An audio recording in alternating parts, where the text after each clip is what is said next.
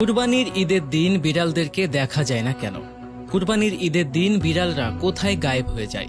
আর পৃথিবীর মধ্যে কোন জাতি বিড়ালদেরকে কুরবানি দিয়ে থাকে? প্রিয় দর্শক, বিড়াল কিভাবে আপনাকে ভূমিকম্পের হাত থেকে বাঁচাতে পারে এমন সকল প্রশ্নের উত্তরই আজকের ভিডিওতে সাজিয়েছি।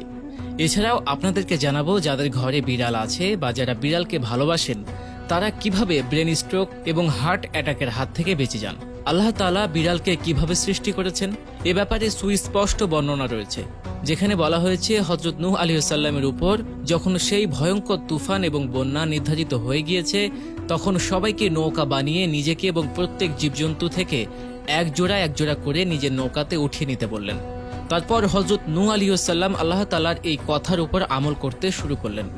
সবকিছুই আল্লাহ পাকের হুকুম মতোই ভালোই চলছিল, কিন্তু নৌকার ভেতর 15 থেকে 20 দিন পার হওয়ার পর ইঁদুরের জন্ম হয়ে যায় এবং তারা অত্যাধিক মাত্রায় বংশ বিস্তার করার দরুন মানুষ এবং জীবজন্তুর জন্য নির্ধারিত খাবার নষ্ট করতে শুরু করে। হযরত নূহ আলাইহিস সালাম ও নৌকার মধ্যে আশ্রয় পাওয়া আল্লাহর প্রিয় বান্দারা এই ঘটনা দেখে শঙ্কিত হয়ে যান। তখন হযরত নূহ আলাইহিস সালাম আল্লাহর কাছে দোয়া করলেন, আপনি আমাকে এই ইঁদুরের হাত থেকে রক্ষা করুন। সেই সময় আল্লাহ রাব্বুল আলামিন হযরত জিবরাইল আলাইহিস সালামের মাধ্যমে বার্তা পাঠালেন এবং বললেন, হে নূহ, তুমি নৌকার পিঠের ওপরে থাকা সিংহের জোড়ার ওপরে হাত বোলাও।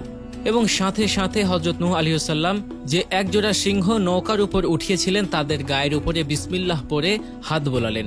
অতঃপর সিংহ একটি জোরে হাঁচি দেয় এবং সিংহের নাক দিয়ে আল্লাহ পাকের হুকুমে একজোড়া বিড়াল নৌকার মধ্যে এসে পড়ে।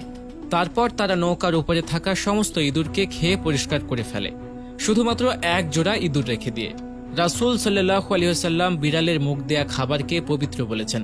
বিড়াল মুখ দেওয়ার পরেও খাবার খেয়েছেন। এছাড়াও তিনি এক সাহাবীকে খুবই ভালোবাসতেন, কেননা সেই সাহাবী বিড়ালকে খুব ভালোবাসত। সেই সাহাবীর নাম হচ্ছে আবু হুরায়রা রাদিয়াল্লাহু তাআলা আনহু। এই নামটি আল্লাহর রাসূল সাল্লাল্লাহু আলাইহি ওয়াসাল্লাম দিয়েছেন। এই নামের অর্থ বিড়ালের পিতা।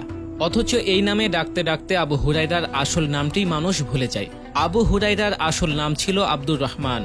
বিড়াল নিয়ে পশ্চিমা গবেষকরা অনেক গবেষণা করেছেন।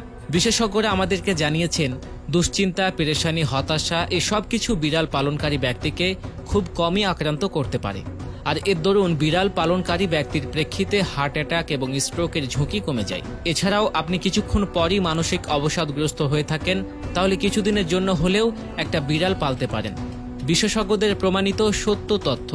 বিড়ালের দিকে তাকালে আপনি নেগেটিভ এনার্জি থেকে নিজেকে বাঁচাতে পারবেন। তাই পশ্চিমা বিশ্বে অনেকে ডিপ্রেশনের হাত থেকে বাঁচতে ক্যাট থেরাপি বা বিড়াল পালা শুরু করেছে। এছাড়াও আপনারা জেনে অবাক হবেন যে বিড়ালের শ্রবণ শক্তি কিন্তু অনেক বেশি হয়ে থাকে। ইসলামিক বিশেষজ্ঞরা বলে থাকেন বিড়াল জিন জাতির শব্দ শুনতে পারে। এমনকি বিড়াল আপনার পার্শ্ববর্তী গ্রামের কোথায় কি ঘটনা ঘটেছে সেই শব্দ দূর থেকে অনুধাবন করতে পারে এবং সেই শব্দ তার কানে এসে পৌঁছে যায়। এছাড়া আপনার ঘরে যদি দুষ্টু জিন প্রবেশ করে বিড়ালরা সেটা বুঝতে পারে। এমনকি রহমতের ফেরেশতা আসলেও বিড়াল তা বুঝতে পারে। আপনি জেনে অবাক হবেন যে বিড়াল সর্বোচ্চ 31 কিলোমিটার বেগে দৌড়াতে পারে। বিড়ালের শ্রবণ শক্তি শুধু প্রখর এমনটিও নয়, দৃষ্টিশক্তিও অনেক প্রখর হয়ে থাকে। গবেষণায় জানা গিয়েছে ভূমিকম্প আসার প্রায় 10 থেকে 15 মিনিট আগে বিড়াল জানতে পারে। তারা প্রাকৃতিক পরিস্থিতি অনুধাবন করতে পারে, ভূগর্ভের কম্পনের শব্দ শুনতে পারে। এছাড়াও দৃশ্যমান এমন অনেক কিছু দেখতে পারে যা আপনার আমার পক্ষে দেখা সম্ভব নয়। আল্লাহু আকবার। একটি বিষয় জানলে অবাক হবেন যে শয়তানের ওপর আমল করা মানুষজন কালো বিড়াল ব্যবহার করে থাকে, অর্থাৎ তারা কালো বিড়ালকে দেখলেই কোরবানি করে দেয়। আর এর ফলে তারা দুষ্টু জাদু চর্চা করে। বিড়ালরা সকল প্রকার জিন জাতিদেরকে স্পষ্টত দেখার শক্তি রাখে। তাছাড়া বিড়ালরা মৃত্যুর ফেরেশতাকেও চিনতে পারে। আপনাদের জানিয়ে রাখি যে বিড়ালরা যখন অনেক বেশি গোশত খেয়ে ফেলে তখন তাদের বদহজম হয়ে যায় এবং সেই সময় এরা কিছুটা পরিমাণে ঘাস খেতে পছন্দ করে। আর এই জন্য কোরবানির ঈদে সকল বিড়াল বিভিন্ন ধরনের জন্তু জানোয়ারের হাড় এবং মাংস খাওয়ার পরে ঘাস খাওয়ার জন্য লোকালয় থেকে দূরে চলে যায়। এই জন্য কুরবানির ঈদে সাধারণত বিড়ালদেরকে খুব একটা বেশি দেখা যায় না।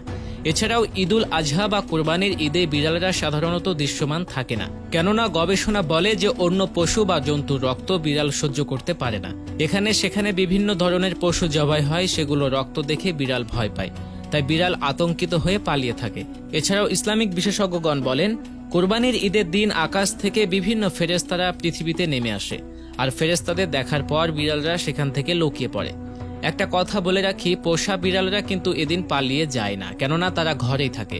আর বিড়ালের যত ইন্টেলিজেন্স পাওয়ার রয়েছে এসব কিন্তু পোষা বিড়ালদের মধ্যে নাও পাওয়া যেতে পারে, কেননা পোষা বিড়ালদেরকে মানুষ তার প্রাকৃতিক অবস্থার উপর এত বিষয়ে হস্তক্ষেপ করে, বিশেষ করে তাদের গোফগুলো ছোট করে ফেলে, শরীরে ঘষাঘষি করে। এর ফলে স্বাধীনভাবে বিচরণ করা একটা বিড়ালের ক্ষমতার সাথে পোষা বিড়ালের ক্ষমতা খুব কম হয়ে থাকে। তবে ভূমিকম্প, সতর্কতা থেকে শুরু করে ঘরের অদৃশ্য বস্তু দেখা, এসব কিছু পোষা বিড়ালের মধ্যেও রয়েছে।